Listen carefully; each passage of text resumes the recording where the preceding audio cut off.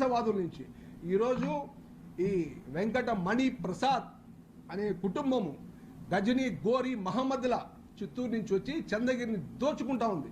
దోచుకొని ఎక్కడెక్కడ వాళ్ళు పెట్టుబడులు పెడుతున్నారో మీరు వేసుకోవచ్చు. ఈరోజు ఆయన కొందరితో నా మీదే చెప్తున్నారు. నిన్న మా అధ్యక్షుడు కూడా నాతో అన్నాడు, ఎమ్మెల్యేని మీద కోపంగా ఉన్నాడు, వైసీపీని ప్రచారం చేస్తారు. ఈరోజు ఛాలెంజ్ చేస్తున్నా, ఈరోజు ఈ ప్రభుత్వాన్ని ఛాలెంజ్ చేస్తున్నా.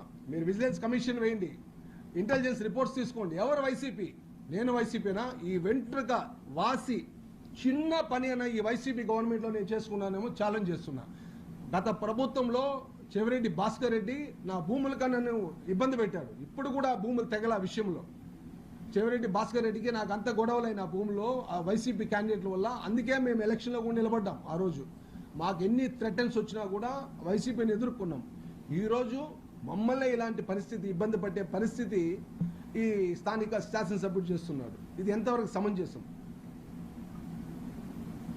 అలాగే ఈరోజు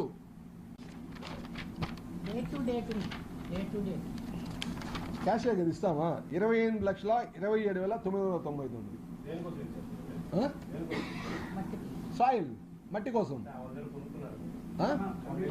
అదే మామూలు అండి, కప్పం కొనుక్కునేది కాదు. ఎందుకు ఇకపోతే పని చేయొద్దు. ప్రభుత్వాన్ని ప్రశ్నించాం కలెక్టర్ దానికి. అవును,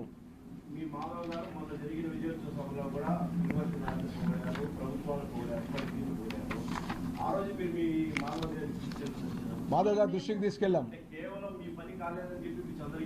నో మా పని కాలేదని. కానీ ఇది నేషనల్ హైవే వరకు రెండు అప్లై చేస్తామండి. ఎందుకు ఇవ్వలేదు పర్మిషన్? అవును అవును, మా అధ్యక్షుడు చెప్పామండి, మా అధ్యక్షుడికి రికమెండేషన్ ఇవ్వడం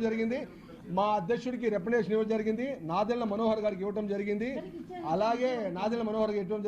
అలాగే ఇప్పుడు దీన్ని చంద్రబాబు నాయుడు గారు లోకేష్ ఇవ్వడం జరిగింది. వారం రోజులు అక్కడ వెయిట్ చేశా. అవును, మీకు నియోజకవర్గంలో మేము నా వర్క్ గురించి కాదు, నాకు వర్క్ ఉంటుంది.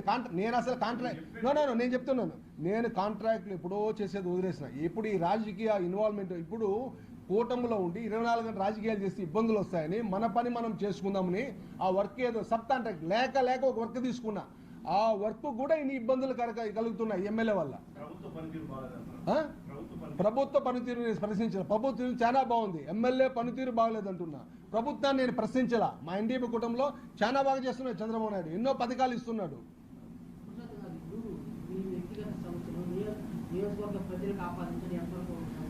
నా వ్యక్తిగత సమస్య నియోజకవర్గంలో కూడా.